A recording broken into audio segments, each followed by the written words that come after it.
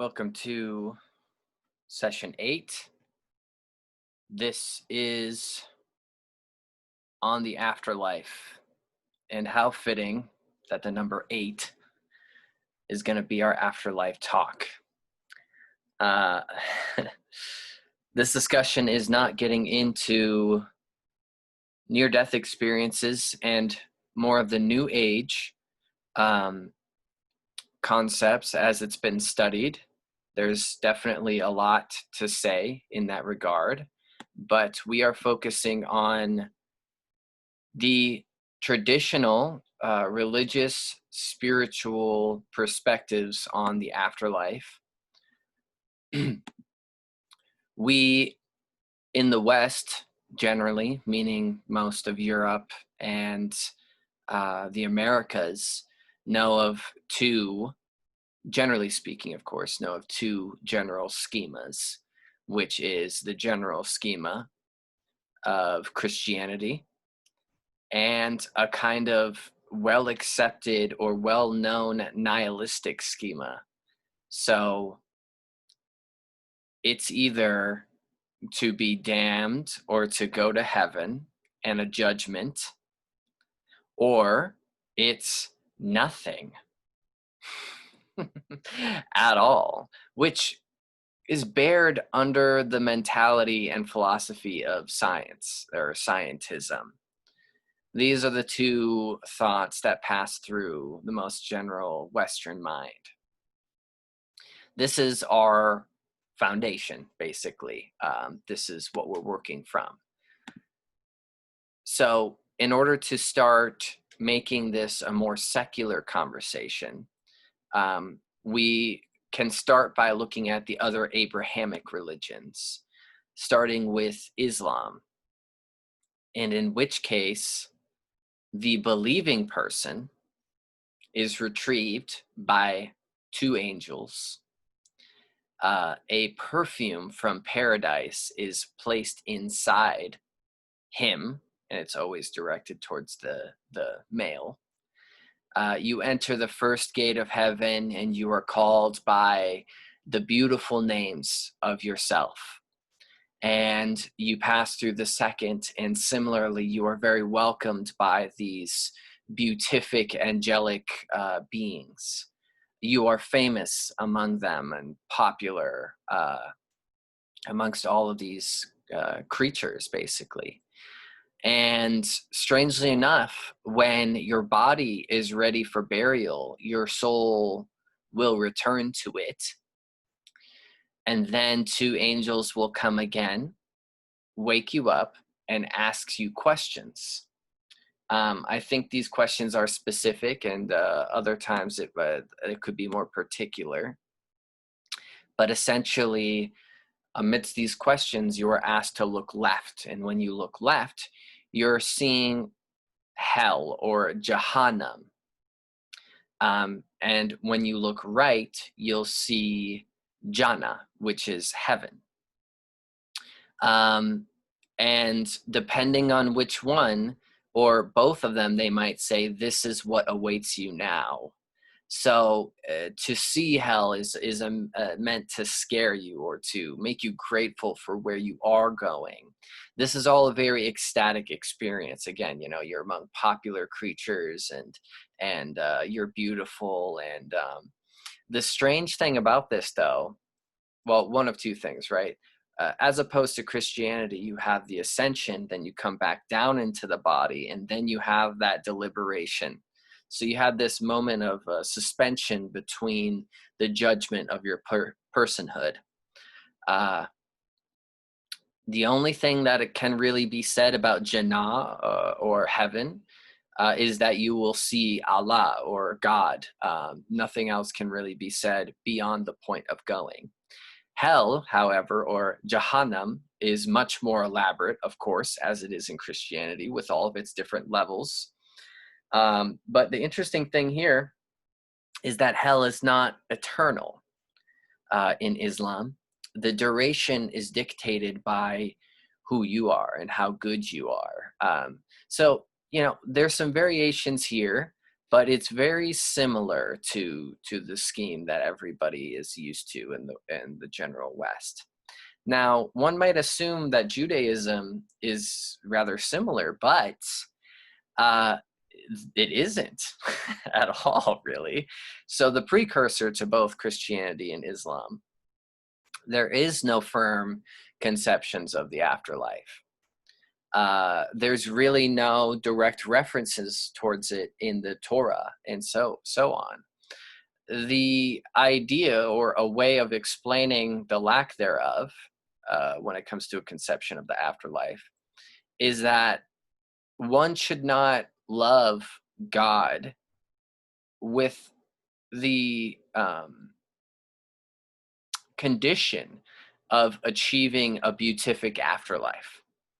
So any discussion of an afterlife would only muddy the waters of genuinely loving God, which is a very interesting perspective, right? It places the importance on what is happening here and now and who you are now and here, and not simply that you said the right things and you went to the right places and you bowed in the right directions. None of that. If you carry this essence of true love, then the general view is that you have nothing to worry about. Now, I say that Judaism's rather not elaborate in regards to their conception of the afterlife, but you could argue and debate this when you consider the Kabbalah. The Kabbalah brings this topic into a much more detail, but I've been saving that discussion for a long time, but we will reference that later when we're talking about other conceptions of the afterlife. Now, one that I've always been fascinated in, and we're going to spend a good amount of time here, is Native American lore. Native American and Aboriginal lore. So as I mentioned in the shaman session, most Native cultures believe in multiple lives or multiple souls. So you ask a medicine man about your soul, he might ask which one, meaning that our present life is not our only life. So I keep it simple and say that I have existed before and I will exist later. This may take on different forms or it may not. It's a much more soft interpretation.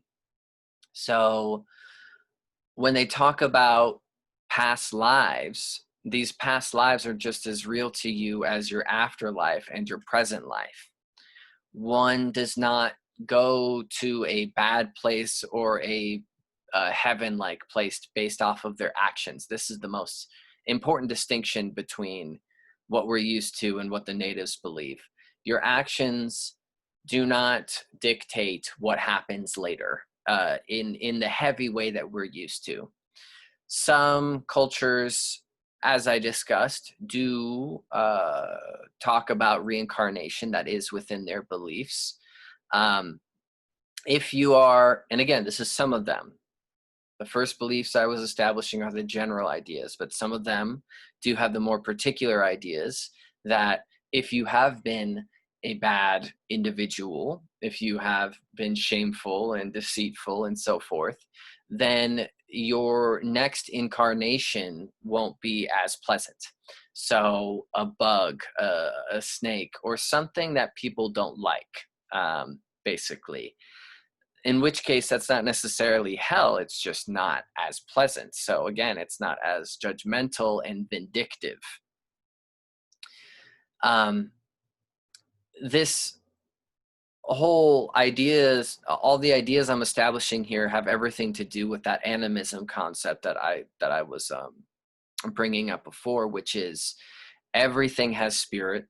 The river has spirit, the rocks have spirit, animals of all variety, insects, birds. Since everything has spirit, everything is capable of being an incarnation. So that animal that you hunt may well be that next brother that you have in the tribe. There's a very seamless interplay with all things. So in order to truly understand their conception, we have to also understand the philosophy of the natives. Now, this is why it's so important that we as people and as individuals and tribes uh, give everything respect, treat everything with respect, because you don't know when that will come back for you or vice versa. And it's not, again, it's not conditional. Now, there is this concept of the happy hunting grounds, as it is called, where essentially one is transmuted to a place where hunting and game and all resources are plentiful. This is, I guess, a very basic sort of heaven. It's not this elaborate joining the eternal light thing that we're going to see a lot of. This place, this happy hunting grounds, is a place where the ancestors are. And that's a big concept to dissect, the ancestors, something that's said frequently by many different tribes. All those who have died, all those who have always been here, the ancestors are the ones who are tasked with looking over uh, and making the universe chime as it does. Here, your spirits will essentially join the ancestors. So maybe you had a few incarnations, but then you join the ancestors. And this isn't viewed as an ecstatic heaven necessarily. This is just a continuation of the life force. Their world, the ancestors' world, resembles Earth. It just is an Earth that is utopic. There are plentiful resources, and everybody lives in harmony. I mean, heaven on earth, literally. So it has nothing to do with the heavens in the literal way of the space and so forth. And again, I have to reiterate, you going here, or anybody going here, is just a matter of time. It is not a reward for good behavior. In this way, everybody's a part of the same cycle. There isn't the chosen and the others, you know. So you will rejoin all the people that you've known and all the people that you love and all the people that you would come to love as you all remain and look over those on earth. Now, an interesting exception to this is the Iroquois, and they believe in Hawenea, which is the great spirit to them. And there's also the opposite of this beautiful great spirit, which is, I hope I can say this right, Hanagoeke, which is the evil spirit.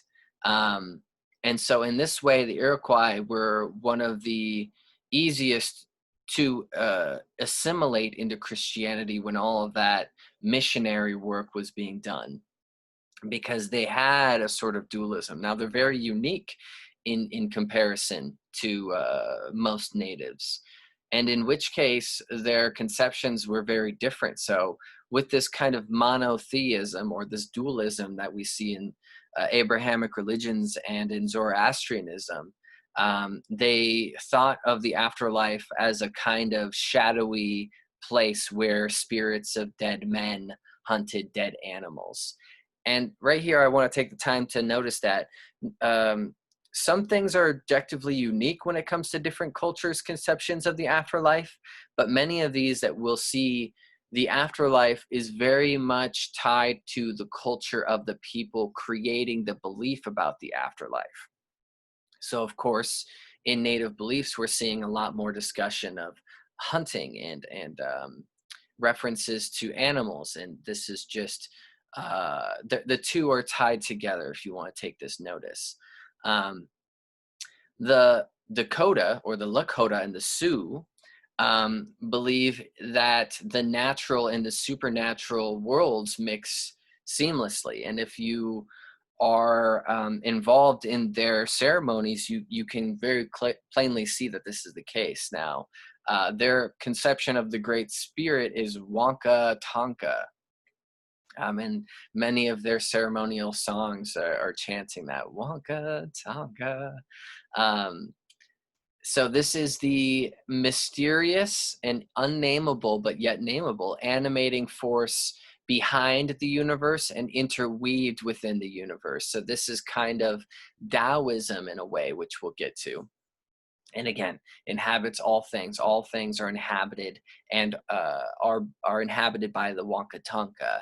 Um, Rocks, trees, animals, people. So in this way, there is no fear of death because everything is a giant sort of recycling. Um, the day turns to night. The tree falls over, but then becomes a home for the bugs and the microbes and the burrowers. Everything seamlessly moves in and out. And so there is no tremendous fear. Um, and there are some really strange conceptions among the natives too. I mean, the Cherokee had this conception of the sky arc. Their conception of what the world looked like was a very intricate one, which led to some more um, uh, I guess, strange beliefs in comparison. The belief is that souls would move to the middle world, which is a shamanic reference. But however, this middle world has an underworld where there are ghosts and witches and killers and monsters and bad spirits that actually work their way into the human world through springs in the earth and lakes. They like crawl out of the lakes and wreak havoc. So in this way, there is no boundary between the human world and the world of the dead. They interplay with each other, which is another curiosity, as opposed to, again, relating it to the standard Christianity reference where heaven and hell are very distinct places outside. There's barriers between these existences. Not so the case in this conception. So as a last reference before I move on, it's something that I mentioned briefly in the shamanic episode as well, but reincarnation in some of these tribes, especially up here in the Pacific Northwest and in the Inuit tribes, Canada and Alaska, reincarnation is viewed as a familial continuity. So when a baby would be born, they might just call that baby uncle, or they might call that baby grandpa, as a reference to their understanding of the recycling of the souls moving through time. So they believe that you are your great grandpa or whatever. There's a kind of interweaving of ancestral reincarnation, unquestioned. And mind you, think about that. There is no doubt that is what happens. You and your people know this to be true. All of these things that I'm saying are things that I'm going through them very quickly, but they're things that are wholeheartedly believed. So in order to blow up this conversation even more, because I could say reincarnation is kind of the trope, right? Like it's either judgment, nihilism, or reincarnation. But the fact of the matter is that even if we say reincarnation, there's a lot of variance in that.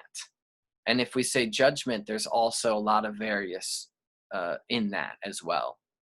So when I talk about a more intricate idea of reincarnation, we have to talk about Hinduism. So here's a funeral prayer from the Isa Upanishad. May this breath merge into the immortal breath. Then may the body end in ashes. Aum, remember what has been done. Oh, intelligence, remember what has been done. Remember, remember. O Agni, O God, the knower of all deeds, lead us along the right path to prosperity. Please take away from us our deceitful sins. Many prayers we offer you. So in some strange ways, this translation really does mirror what would later become Abrahamic beliefs, right? Like this seems like it could almost be a sort of Bible prayer. And when it says, "Oh God," we need to talk about Brahman, which is a very different idea than the conception of the big God in the Western world versus what Brahman is in the Hindu beliefs in the Upanishads. So Hinduism does believe very wholeheartedly in rebirth and the reincarnation of souls. The soul is immortal and imperishable. You being in a body is part of jiva, which is the manifested body, or to become limited. You being in this body are subject to impurities and attachments, delusions, and the laws of karma accordingly. In many ways, you can see that Hinduism mimics or is an inspiration for Gnosticism. Death is not a calamity. It, again, is not something to be feared. It is not an end at all. It is you taking a resting period. It is you temporarily ceasing material existence and becoming free of the jiva, or the being, I guess is one way of translating that. In Hinduism, uh, if a soul isn't liberated, then it's going to continue life indefinitely through reincarnations. Both the life and afterlife are not permanent. They are also both a part of Maya, or the grand illusion, which this is a whole nother topic, the illusion ideas and the dreaming ideas of returning to the Godhead in Hinduism. I'd love to do a talk on this one soon. It's fascinating. Uh, so you temporarily stop. You go into a kind of abstract space of which you reassess your life.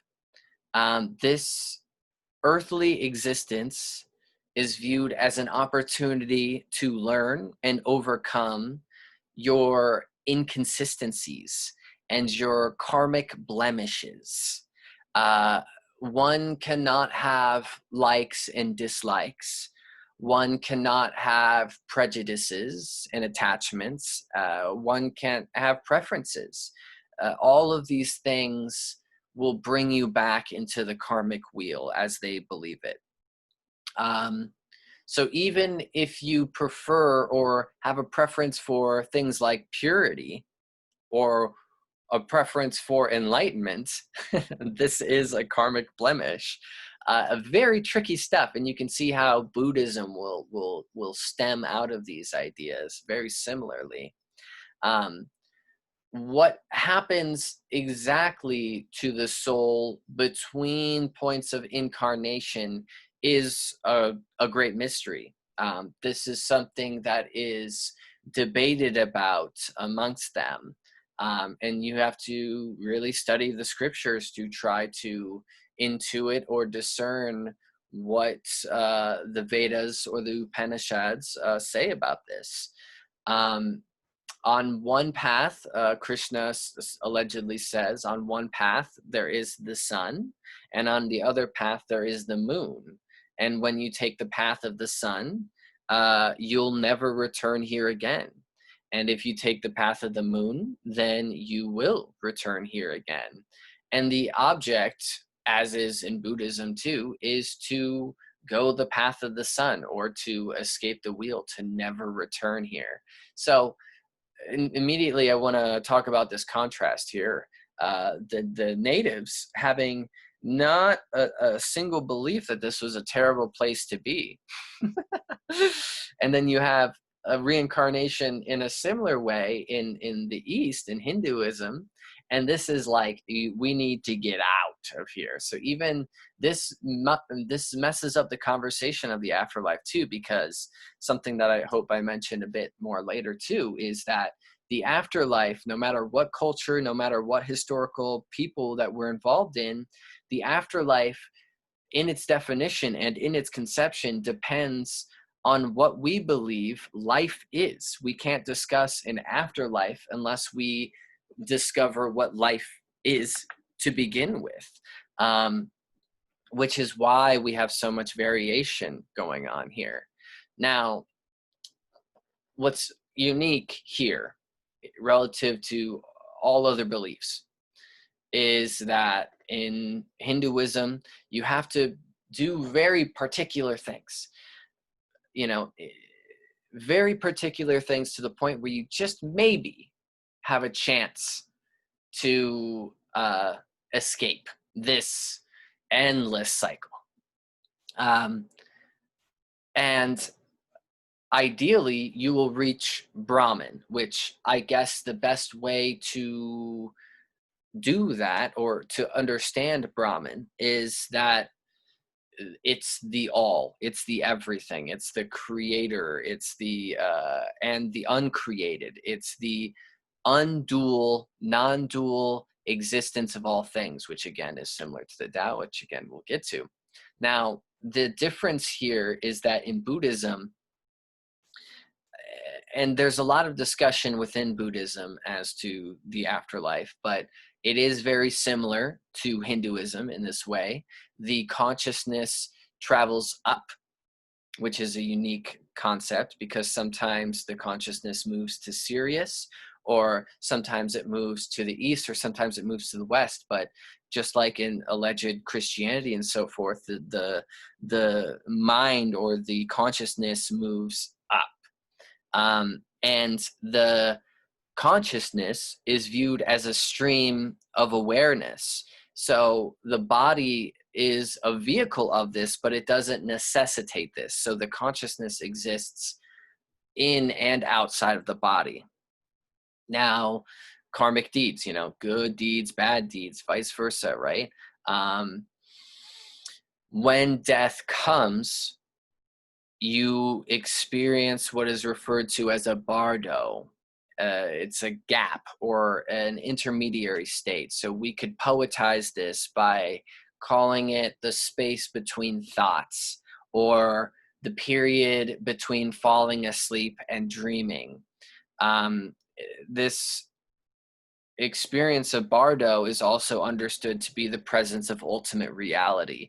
It seems like non-being, but in another way, it's all being.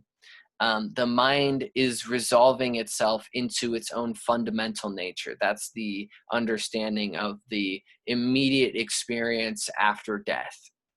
And this is where they believe that liberation is possible if one can settle into the clear light and relive the karmic imprints.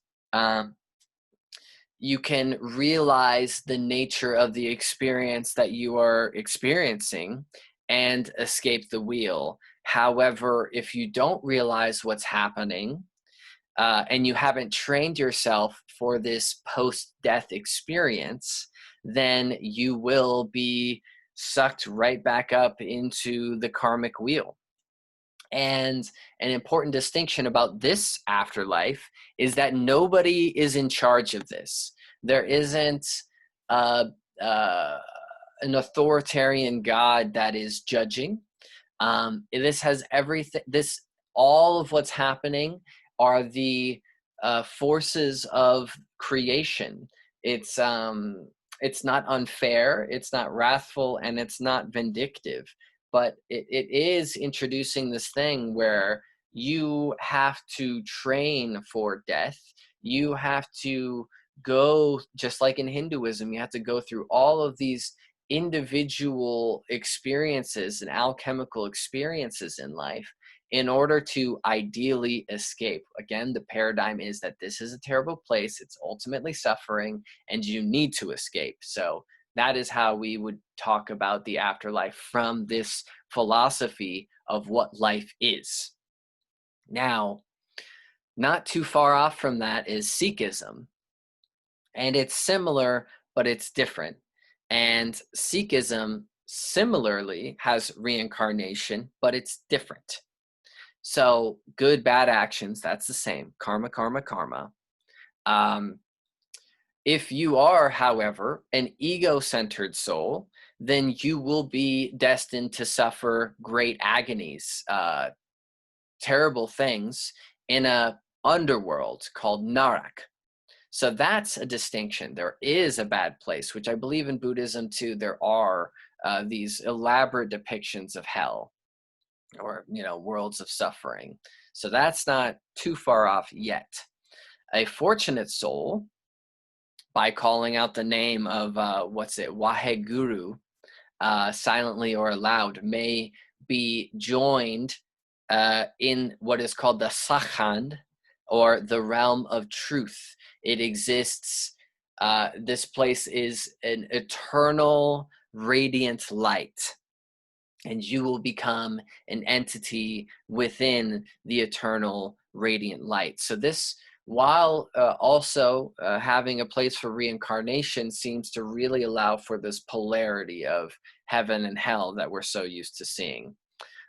So it's like everything that we're going through here is kind of like a DJ machine, right? Like it's just remixes with little changes here and little changes there. On the subject of the afterlife, this is what I find particularly fascinating. There is this idea, this belief within Sikhism, that at the time of death, your last thought determines how you will reincarnate. So yes, there is that heaven and hell dynamic, different but similar.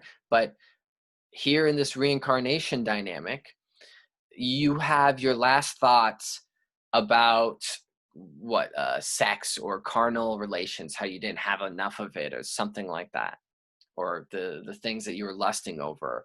You will be born into a life of servitude in the brothels. One who dwells, who broods and thinks in their last moments about all the things that they have, all their toys, their money, their mansions, whatever. They will become a ghost and a specter, of haunting these houses. So this is kind of like spiritualism, that kind of takes a little bit of spiritualism. You dwell on things, you will remain in things as a spirit, as a ghost.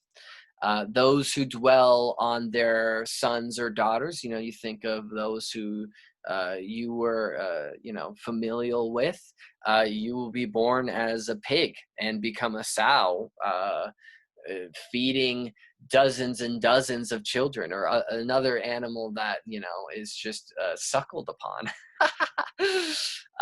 And then if you dwell on your riches, just your riches, on just the money, and that's what you dwell on, how much you have and how you're going to spend it all and how you always plan on aristocrats are born as snakes and serpents. So there is a direct kind of karmic justice understanding within Sikhism. But if you are divine, similarly, if you are divine, if you have your final thoughts on the divine, you will join the Lord of the eternal universe and dwell forever within the abode of the heavens. So again, there similarly, we have this concept of being ready for death, of you work your whole life to put your mind in the right place so that when death comes, your last thought will propel you to where you want to go.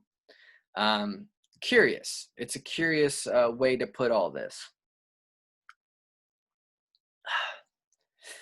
Now, in certain ways, it might seem unfair, but again, this is just a certain conception. Now, hopping down a little ways, we can start to talk about the Aboriginals. I'm specifically talking about Australia here. Not all Aboriginals are the same.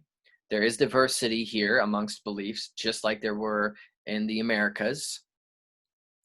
So one belief that is nearly universal is that the soul, the human spirit, is viewed as indestructible. It cannot be destroyed. Some of them don't agree on this, but that is a general statement as to the Aboriginals. The spirit retains the individual identity after death. Death is viewed as a temporary state. This temporary state is the loss of personal distinctiveness and separateness. And so temporarily, you lose all your boundaries and you join the all. Our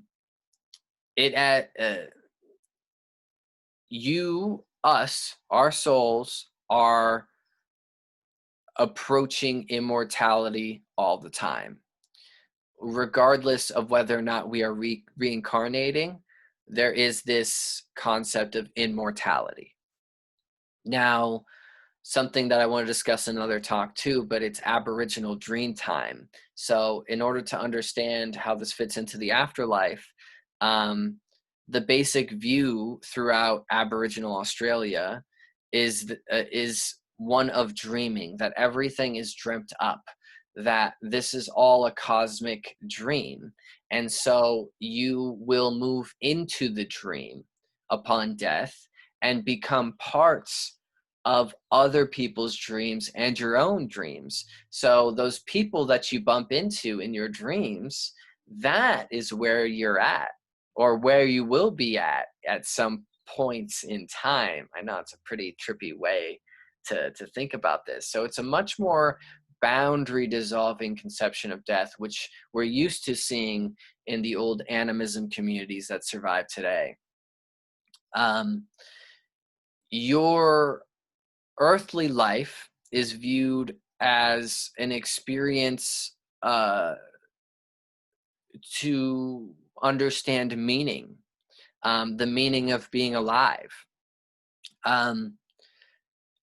You will have a continuation of this cycle. You don't ever stop. So again, similar to the natives.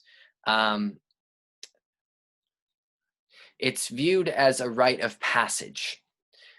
There may be fear involved, but as with any giant step that is taken in life, if there are conceptions of a more concrete nature among the Aboriginals, it's kind of this conception of the land of the dead, which is understood to be in the sky, or a sky world. It is an actual particular place, Bralgu, and it sometimes is referred to as in certain directions. A dead person's spirit could be seen as either residing with or merging with great creative or ancestral beings. So you might exist aside from the ancestors in the sky world, or you may become one of them. Again, there's a lot of room for this kind of soft interpretation here. However, you do have the Aranda people, which are also Aboriginal Australians, and they are a lot more bleak. Your spirit goes to the island of the dead. This is in the Northern Ocean. It's a specific place. And your spirit survives, but will ultimately be destroyed in a lightning storm. So when they see lightning storms, they interpret it as the spirits of the dead being destroyed. That's like your final flash. So they have no hope of a future life. However, in some variations of this, you could become a totemic being, or a totem, or an animal spirit. So it's not all doom and gloom, but there is doom and gloom there. Or similarly, you become part of the eternal dreaming stream, which we previously mentioned before. They also believed in the spiritual essence residing within each person, the Turunga. This is a nucleus of unborn spirits awaiting rebirth. So the spirit, or part of the spirit of a dead person, returns to this totemic site until it can be reborn. So you are essentially completely wiped clean, and you wouldn't have any recognition, and you are recycled. So this is interesting because there is actually a concept of where the soul comes from, which is a taboo of many of our afterlife conceptions. Um, uh, Many of ours, not all of ours. In reincarnation, it makes more sense, but especially in Abrahamic religions, we don't have any concept as to where the soul originates, unless we're talking Kabbalah. uh, but however, here to the Aranda, you are the new souls are wiped clean old souls. Interesting. Some groups buried their dead bodies and then tried to conceal the site as much as possible in order to stop the spirit from leaving the body and haunting the group. So their idea was to keep the spirit in the body. And their possessions were buried with them or destroyed, because the possessions were viewed to encapsulate the spirit of this individual as well, which is a whole nother thing. And this is another interesting, unique characteristic. A deceased person's name was forbidden to be spoken. You cannot speak their name after they're dead, because this would summon them. So if you needed to name this person, they would, upon their death, come up with a different name for them. They would never call them by that same name again. This has some kind of similarities to what I want to move on next to, and that is Haitian voodoo. This really blows up a lot of the things that we've been talking about. They do believe in life after death. They believe every person has a soul of both Gros Bon Ange and T-Bon Ange, the big good angel and the little good angel. And when someone dies, the soul hovers near the corpse for 7 to 9 days. And during this time, your little angel, T-Bon Ange, is vulnerable, and it can be conjured and manipulated by a sorcerer, and you can be turned into a sort of spiritual zombie. Yeah, I know, right? We're jumping straight into voodoo. If the soul is not captured, the priest or priestess performs a ceremony called the Nine Night. And this severs the soul from the body so that it may live in water or dark water for a year and a day. If this is not done, the T-Bon Ange, the little angel, may wander the earth and bring misfortunes onto others. So if the right ceremonies aren't done, the spirit will wander and become apparitions and so forth, or ghosts, or negative spirits. So after the year and the day, provided that the ceremony was performed, the relatives of the deceased perform another rite of reclamation to raise the dead person's essence and store it in a clay jar. They call it a govi. And they will kind of take this as their opportunity to rehash this person's deeds and so forth. They will let's see how I want to put this.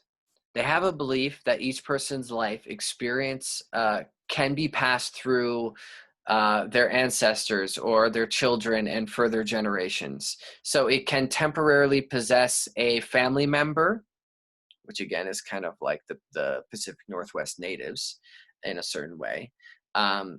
If it's not dealt with in a certain type of way, then it can be an unwarranted possession. Your severed spirit can possess people involuntarily. But if they do this right with the Govi, then they will conjure you to possess either a family member a priest or a priestess, or a hugan or a mambo.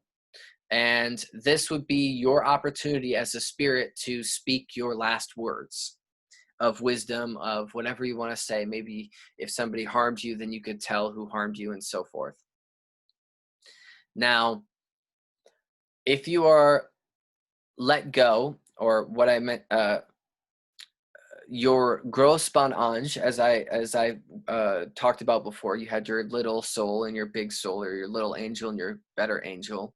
These would essentially reunite, I suppose, and you could, through another ritual, be reborn among the rocks and trees. So you would kind of be put into this resting place of which your soul has the opportunity to get reborn. 16 incarnations is how many it takes. 16 or 17 incarnations is how many it takes before your spirit will officially leave and join the cosmic energy. So in this understanding, you have a set number of lives to live. And you very well may well know within yourself that this is your last go around. And that now, by the Haitian voodoo belief, now would be this time that when you go, you're not going into the trees and the rocks to be reborn. You are going straight to the cosmic energy to join that, whatever that means. Now, what's unique here is that the practitioners or people other than you had to do many things in order to ensure that your spirit would do the right thing. This is not completely unique. We see this in Greek and Egyptian conceptions of the afterlife, meaning that they have to take certain steps. Other people have to take certain steps to offer you safe passage after you died. The opposite of Hinduism and Buddhism in a lot of ways, right? Because that was all on you, but now it's all on everybody else. So the Egyptians would do it with their mummification and their ceremonial rites, and it was more subtle with the Greeks, where they would put the coins on your eyes so that you could pay the ferrymen to ride over the river Styx. So this really throws a lot of the ego on its head, where your well-being after dying has everything to do with other people. So I guess in that way it's similar, because then you have to make sure you do right by others. But it's just a curious dynamic to flip that on its head. All right. Lastly, I'm just going to kind of wham bam through a few things. I'm more here to summarize, because obviously there's a lot more to talk about, but obviously all the different conceptions of the afterlife cannot be contained within an hour-long conversation. I do want to throw in a special note to the Aztec and the Norse mythologies. In this case, they have this unique similarity of going on to fight war eternally, which also shows the cultural observation of how savage they are. And I say that in a good way. I don't mean to like belittle them. You know, if their lives were very colored in warfare, then this would be their kind of utopia, or the logical assumption of what comes next. Now, we have some similarities that have happened all the way across certain beliefs, but not in all of them. So we have the supreme God interpretation, which we're all used to. And that means there is a being tremendously beyond you, way beyond your conception. You are puny. You have no right to know. This being judges you and decides what is done with you. So the Iroquois, the Christianity, Islam, even I think Scientology plays into this. Afterlife conceptions. In this way, you could, okay, how do I want to put this? The creation of these ideas of you being judged by an authoritarian or an all-powerful being that might do well by you or might not do well by you, I believe serves a very strong political purpose. And in this case, it's interesting to look at the afterlife as something that is conjured or created in order to make people in this life do specific things. And this is I think this is especially observable in Christianity and in Islam, that the promise of the afterlife, again, Judaism goes away from that because it wants to focus on here and now, what you do here and now.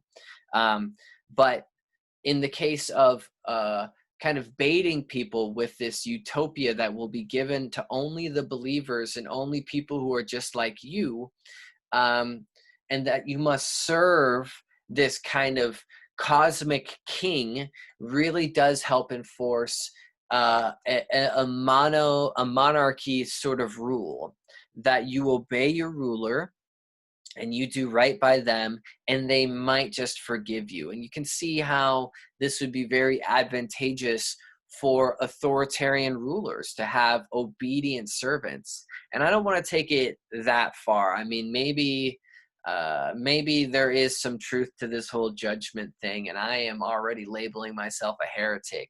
But it seems very convenient, and it seems very easily observable to say that these judgment scenarios, or the supreme God scenarios, seem to serve the function of oppression or of subservience or a certain docileness. Another trope that we see is that fire is bad. And fire is, you think from primal people, fire is great, right? Like, it's light, it makes food, right? It makes sure that our food doesn't make us sick. But of course, in the Islamic hell, your clothes are on fire, and you will burn only to be regenerated and then to burn again.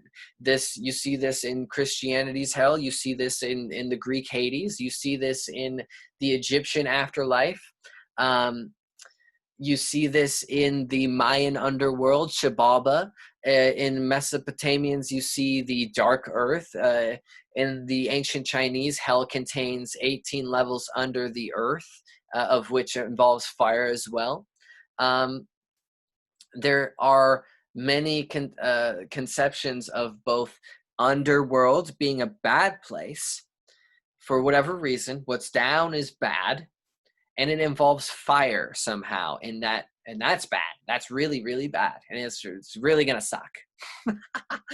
Now, before I press on, because I want to do a little bit of philosophizing about this too, I have to mention that first talk on spiritualism was completely about the New Age and more scientific brigade of understanding what happens to you after you die through observations of death visions, observations of the claims of reincarnation by children, and proving those observations, and also the work with mediums and the work with speaking on behalf of the dead, and trying to objectively prove this phenomena.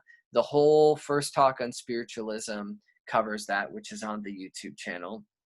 So that gives a lot more depth to this conversation. That's very New Age and Old Age simultaneous. The interesting thing about that, and the last thing I'll mention on this topic, is multidimensional humanism, which is a newer concept, but also an older concept. It's newer because it's being more proven by the work of mediums and people collecting all the things that mediums say on behalf of the dead. And also, it's older in the way of this conception of Jacob's ladder. So the idea is that you will continually, as you ascend, as you become better and better of an individual, it's not that you shoot straight up to the perfect place. It's that you continually improve your existences. You continually ascend, provided that you're better in this life. Your next life, you'll be in a different realm, that has a lot better of a function, a lot better of a system, a lot better of a place, and a lot better of a people. And you'll continually do this, and your threshold for suffering will become ever and ever and ever more minute. And there's some variation there too. You can decide to take a few steps down Jacob's ladder for other reasons, um, or you could shoot further up Jacob's ladder for other reasons. But that's just the idea, is that it's a ladder, and that you need to go through all the different tiers, that you can't just shoot straight up, um, which is interesting and offers a lot more development and a lot more depth to the topic of the afterlife. Now, lastly, and I've saved it for last for a good reason, I want to talk about Taoism. And this is the first time I'm actually going to get to talk about it in this series. In Taoism, it's just like that Judaism belief, where it's mostly about now. It's about who you are now. There are a few ideas, but it's a very Taoism is more of a philosophy. It's more of a way of being, a way of life, than it is what we would refer to as a religion. So they might say things like, when you die, you live in the memory of others. When you die, you discover that many truths exist. So, kind of unveils itself to you. Or when you die, you bounce back into your own life and get to experience another variation of it. Or when you die, your essence reincarnates and forms a new story. Or when you die, you rejoin the universe and are one with the Tao, or the divine God of which you believe in, Brahman, or so forth. So in Taoism, it allows for all realms of understanding, which I think is pretty similar to Baha'i. One way that people think about the afterlife in Taoism, it is whatever you hold as true. So if you hold an idea of what's going to happen to you after you die, then that's what you'll see. Whatever you believe is what you will experience, which blows the lid off of everything that we've talked about. In this way, if you practice Haitian voodoo, you'll get that thing. And if you practice Christianity, you'll get that thing. And if you practice Native American or Aboriginal beliefs, you'll get that thing. It's what you think it is. And ideally, though, they view this as you seeing one color of what's possible, as opposed to seeing the whole spectrum. And if only you could see the whole spectrum and allow yourself the open-mindedness of the experience, then you get to experience much more than the kind of pigeonholed idea of which you're deciding to hold about what will happen. Now, that is all very mystical, and that's kind of leaning into the idea of the afterlife in a very stronger way. But really, there is no mysticism or need for invisible sky gods in Taoism. You simply return to the Tao. You right now are part of the Tao, and you are always a part of the Tao. So what are we talking about? It's similar. It has its own nuances. I could spend a whole session talking about what is the Tao, but it's similar to that animism thing, where nature created you, you came from it, it's all around you, it's showing you all these examples of how things interchange, and you're wondering what happens. So they accept life, and they don't want to be led astray from accepting life. And to obsess about what will happen might just take you away from living life. So be yourself. Be present. What will happen later is not a concern for you, because it's not happening right now. And nothing that you do right now will change how it will happen. It's very It's much more accepting and unconditional than the others. So to make life what you want, you should do that here and now, and the rest will follow. Easy, calm, and open. Now, what are the contrasts that we have here? We have fear, in I shouldn't say Abrahamic, Islam and Christianity. Fear is a giant motivator for you accepting this paradigm, um, that you are unclean, that you need to become favored in order to be good. Otherwise, you will be damned and suffer eternally. This whole idea is very toxic, but very popular. I mean, it's very, very popular, and it's motivated through fear. That's what it is. I can't, there's no debate about that. Or there is some nihilism in the ancient world too. We had, I'm not going to remember the name right now, but there's an untouched native tribe in South America that doesn't believe anything happens. They have no religiosity and no spirituality. It's done. We don't know why we're here. We don't know where we go. There's nothing. We have the whole spectrum here. Many say that we shoot straight out. Many say that we come back. Well, those who say that we come back think that this is fine and dandy. Some think that this is great, and some think that this is terrible. It really shows what they think about life. There's a lot of heady concepts, some I think the most mystifying are the beliefs in the dreams, how we move into dream realms and how we might live a very abstract existence.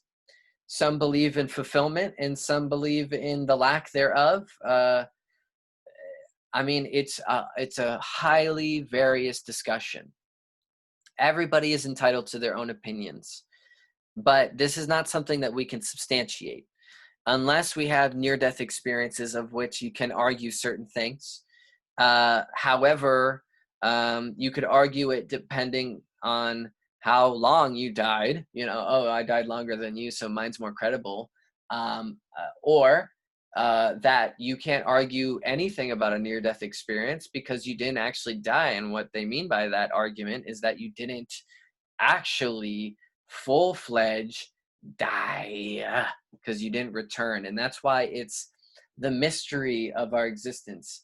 So something that I've mentioned before, and I'm not making any claims here, but something that I've mentioned before is we have to understand what we're doing in order to understand any discussion about what will happen. We don't have many ideas for where we came from. It seems as though if we want to talk about where we'll go, we need to talk about where we came from. And if nobody has a good idea about where we came from, and nobody has any way of really substantiating that idea, then there's essentially nothing to discuss. These are all fascinating in their own ways. They are, like I said, interesting cultural characteristics. There very well may be that these are all true. It seems very much less likely that just one is true, honestly. It seems that we are a bit too partial in many of the cases. If we look at all of them, we can see how partial we are as a culture to what we think these ideas are. I don't have much more to say about it other than that I think that the work of mediumship is fascinating in the spiritualist conception of these things and in the multidimensional humanism realm of things. But if you've never seen a medium at work, or if you've never experienced that to be true, then this cannot be held true by you. Your personal experiences in life will dictate what you think about the afterlife. And personally, I can view the merit of a person by how we engage in this conversation. If I were to ask you what your thoughts are, I would hope that you answer it in some sort of novel way. If you are simply repeating what has been told to you by a cultural belief or a religious belief, that's a game of telephone, and I hold no interest in that. Personally, I wish that we all had our own personal experiences that very much prove to the point of what we believe the afterlife to entail. If you really are experiencing life in a very deep and fundamental way, then I think that you should have some interesting opinions or ideas about how it can unfold. So I challenge anybody who listens to this, and anybody who's willing to even listen to all this stuff to begin with, I would hope is somebody who has formed some interesting discernments through everything that they look into and research, that you would be able to uh, make a guessing work out of yourself. Take the puzzle pieces that you like, open the field up. Don't pigeonhole the possibility of what is to come. Life itself is very unknown, and for those who think that they're knowing of everything that's going on, please help yourself out. Otherwise, for the rest of us, being that this is an ineffable reality and we don't understand why we're here to begin with, how can we even really begin to say about where we'll go? I don't wish to end it on this note, but I don't really have much more to say. So with that, I'm going to close this session.